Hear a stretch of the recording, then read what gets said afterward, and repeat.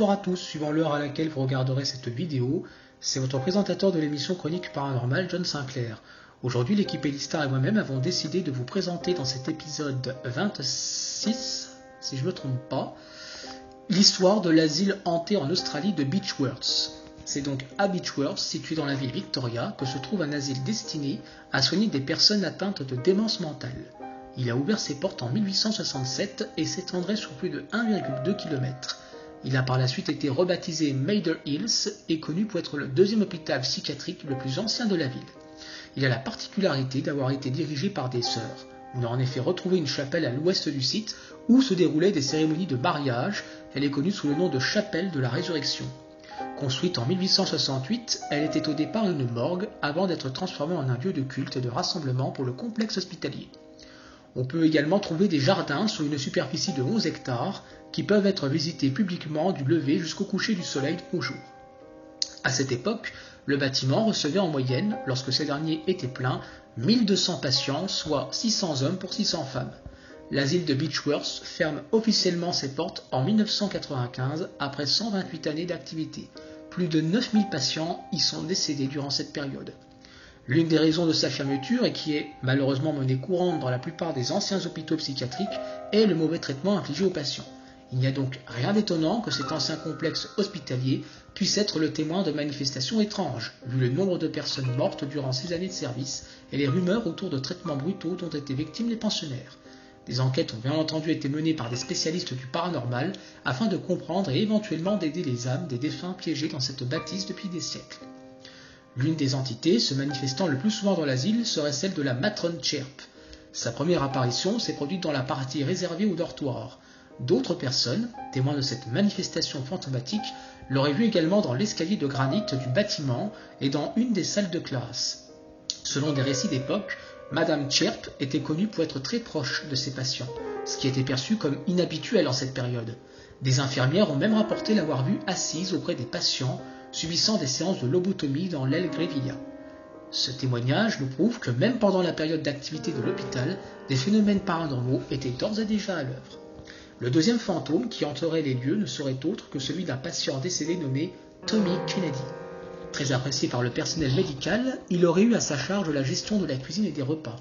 Il serait d'ailleurs mort dans cette même cuisine, mais les raisons concernant son décès sont restées inconnues. En tout cas, c'est dans cette partie de l'hôpital que plusieurs personnes ont eu l'étrange sensation que quelqu'un tirait sur leurs vêtements ou s'amusait à appuyer sur leurs côtes. Nous serions donc face à un esprit farceur tentant de montrer sa présence à travers ses faits.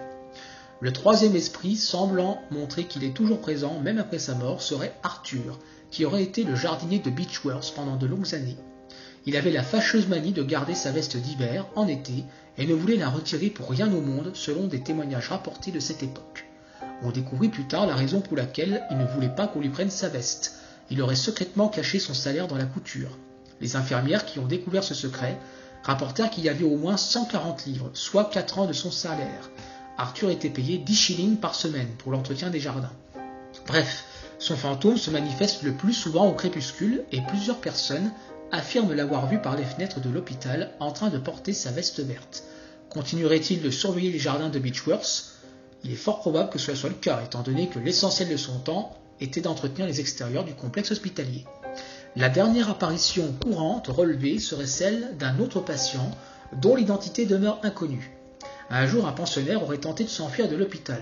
Malgré tous les efforts déployés par les infirmières pour le retrouver, personne n'a su exactement où il se trouvait désormais. Jusqu'au jour où le chien du gardien de l'hôpital nommé Max soit surpris en train de mâcher une jambe près de la maison de son maître. Suite à cela, des recherches ont été menées pour tenter de découvrir le corps du patient ayant tenté de prendre la fuite. On le retrouva dans un arbre dans un état de décomposition tellement avancé qu'une jambe s'était détachée du reste du corps. En tout cas, la manifestation de ce patient sans nom se déroulerait le plus souvent dans les premières heures de la matinée et non loin de l'entrée de l'asile, d'après les observations faites par les témoins. Une seule question s'impose, comment ce patient est-il mort ? Bien sûr, ce ne sont pas les seules apparitions de cet hôpital psychiatrique, mais ce sont les plus connues et les plus régulières parmi les autres entités présentes sur ce lieu. On a relevé ainsi de nombreuses présences, en plus de celles que je vous ai citées.